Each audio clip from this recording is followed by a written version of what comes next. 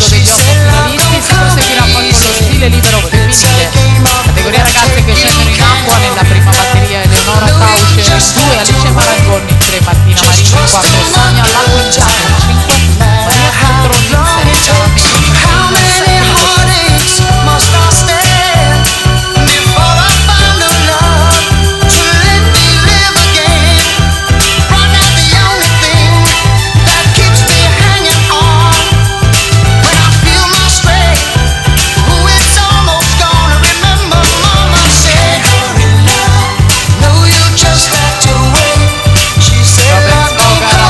in 7.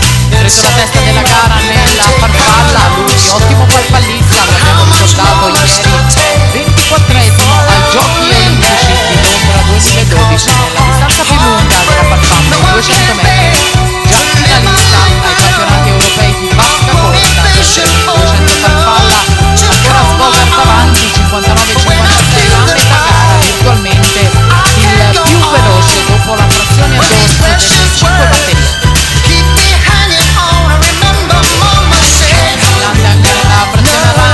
Svogar ora dovrà gestire solo il vantaggio nello stile libero finale per cercare la qualificazione. Il tempo per ora di Nimrod Hayek 2:07:60. Rientra intanto Cristian Ferraro, giovane classe 97, già medagliato nella rana ai giovanili, rientrato proprio a rana.